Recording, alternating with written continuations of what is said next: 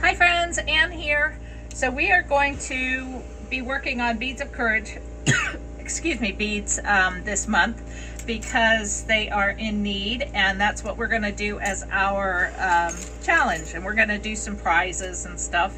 So this is June of 2026 over on Lampwork Challenge page, Beginner Lampwork Challenge page. So on Facebook, in case you're a lamp worker and don't know about it. This is, we work mainly over there in COE 104, but pretty much anything that we do can be, you know, boro as well, or whatever glass you like to use on your torch. So what I'm doing is I'm going to make the tentacles for my jellyfish. So this is just a fun little cute bead that kids would like, I would think. So I'm going to go ahead and I'm going to make just a twisty of white for their little tentacles or whatever. I don't even know what you would call them. I keep calling them tentacles. So I'm just adding one, and we're just going to keep this simple. You could make this any color you want your little tentacle or stingers or whatever they're called to be. The little legs. So I'm doing 3. I have done this previously and I put 4 in, and I thought 4 was a little too crowded, so I'm going with 3. So I have, then it looks kind of like a triangle with my fairly thick lines of white. Now I need to go with my clear in between those lines of white, and I'm just going to fill that in so that white won't melt together on accident while I'm doing this. And if you have a fairly wide one, you might need to put 2 swipes of clear.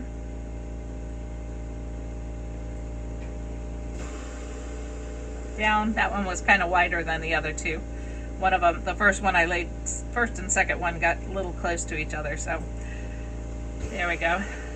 So I'm just filling in those spaces between the white lines with the clear.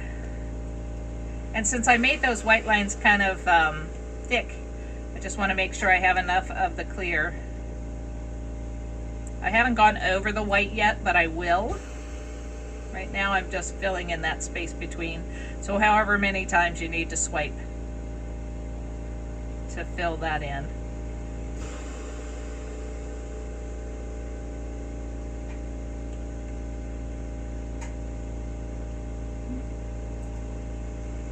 All right, and now I'm gonna go all the way around. But first I'm gonna get rid of these little knobbies I've got going at the end here. And to do that, I'm just gonna push them down towards my mandrel. All right. So I'm gonna get another clear. And it's lumpy and bumpy still. I don't care at this point. I'm just gonna go ahead and encase this whole thing in white. So this is called the swipe method, in case you're not familiar. So I'm swiping this clear, sorry, not white, clear. Just, I'm gonna go all the way around. And depending on how thick of a layer, this is like with marini making, which is what I do a lot of. Depending on how thick you want your clear to be is how you hold this rod when you are encasing or adding another layer of color or whatever you're doing. If you're kind of going at this angle that I am, which is kind of a, what would you say, 45-degree angle, I'm adding about half of what I could be adding on that clear. If I go at a 90-degree angle, say straight, straight up and down, perpendicular with it, I'm adding as much as I possibly can. So that would be like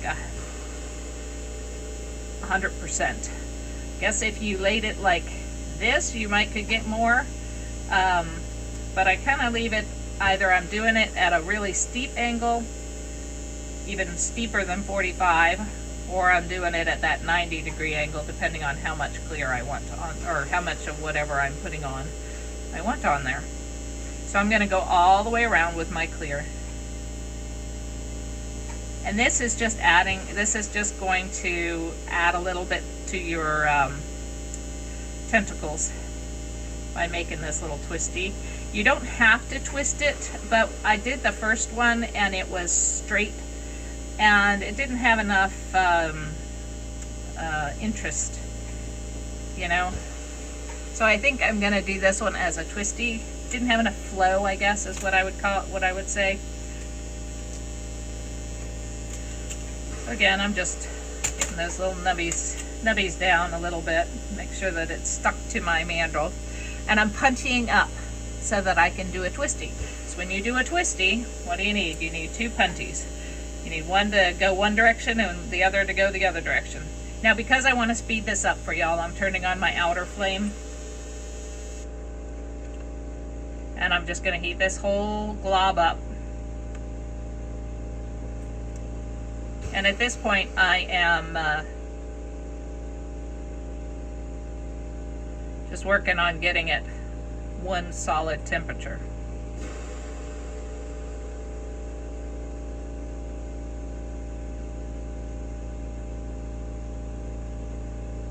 Now you can do a twisty, a plain old twisty, which is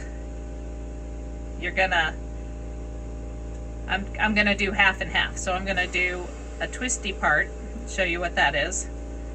So I'm just heating up this front, this one half of it, and I'm gonna pull and I'm gonna twist one direction with one and the other direction with the other mandrel or punty or whatever you've got going on, and I'm kind of pulling and twisting at the same time. I don't need these super tight, so I'm kind of pulling a little bit more than I usually would when I'm making a twisty, because I don't want it to be super tight. Now what I'm gonna do is, I have half of it is a twisty, and then this other half I'm just gonna show you how to do a wigwag. So you're gonna twist, you heat one little small section and you twist it 3 or 4 times one direction.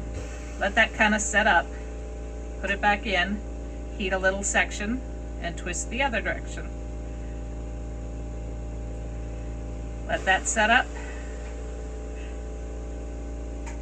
And you get into a rhythm and it won't be quite so wonky. Right now mine is very wonky.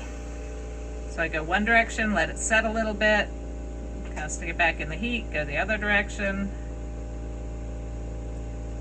I just think wigwags would look interesting as the tentacles. So I wanted to do a few of them like that. But again, if you're good at making twisties, then you might want to try a wigwag if you haven't made them before. If you're not so good at making twisties, you don't even have to make twisties. You can do whatever you want for the tentacles.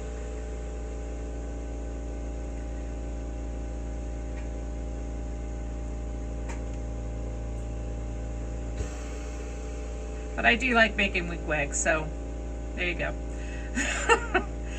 And then what you can do for the top, you can either, for the top of the jellyfish, you can either use a plain color, which I'm going to make a little pink one with y'all, or you can make yourself a wigwag or a twisty of whatever color combination you think kids would like, and I bet they would love it. So they don't have to be fancy, but they can if you got the time and the energy and desire. So one way, set up, heat, the other direction, set up, spin 3 times, 4 times, however many times you like, and then back again. But you got to heat it up in between each one of the twists.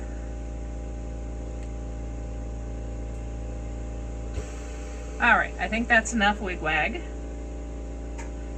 Cut that off and leave that there. And I use my little nippers. These are always at my desk. Alright, so now let's go ahead and make that cute little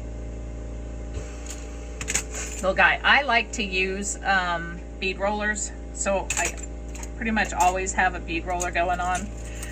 I'm going to go ahead and use a double helix pink, just because what was the pink that I had here. This is the pink pastel.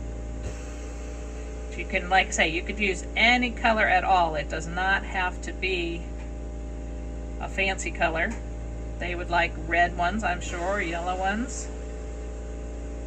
And what I'm going to do is, I don't like to make these huge because I don't think the kids want ginormous beads, but they want beads that they can handle with their little hands.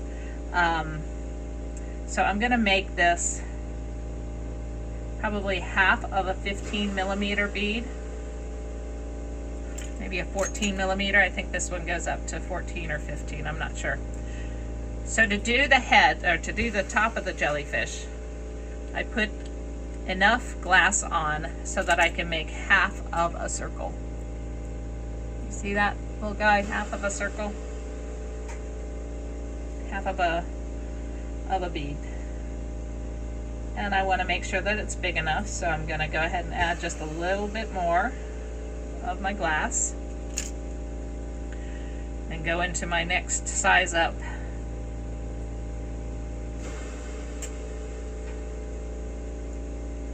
There we go.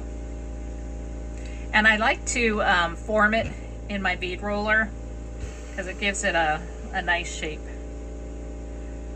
So first I go like that, and then I go up against that flat side to give it that flat half circle. All right, so now this might still be hot. No, it's good. All right, so next up, I'm gonna go ahead and use my twisty side of the little one that I just made. And I'm going to heat up below my half circle. And every so often I just want to heat the top, make sure it's warm.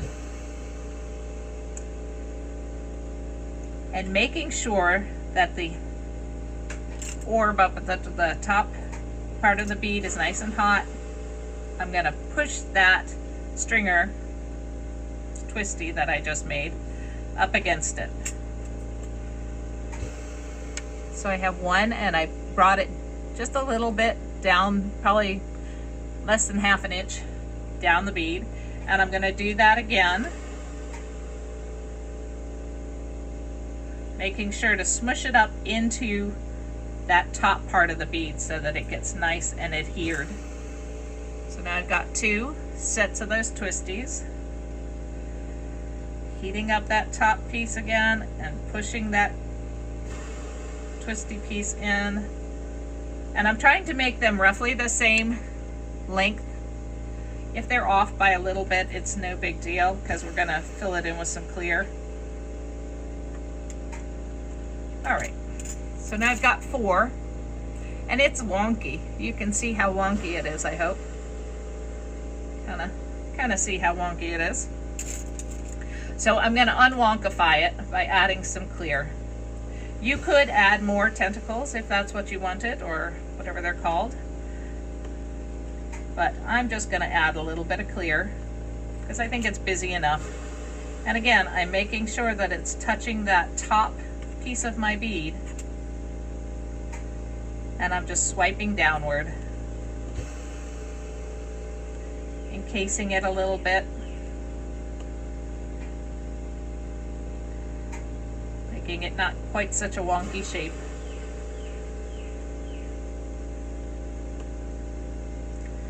And then the last one. Okay, so it's much less wonky now.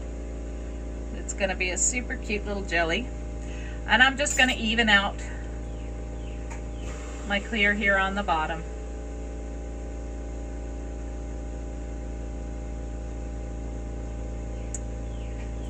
Heating it up, making sure that it's got some nice adhesion to that top bead that I made initially.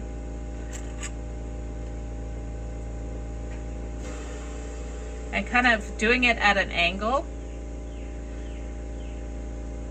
on that so that the top is thicker than the bottom. I just want to make sure that all around that seam where the 2 meet doesn't have any air bubbles, or if it does have air bubbles, you just want to make sure that they are round. So you just superheat and they will round out. and they are structurally sound if they are round. And again, when you superheat, you're going to lose some of that shape, so you can shape again with your marver, kind of into a almost a ice cream cone shape, but not quite so thin down at the bottom. All right, but that is our little jellyfish.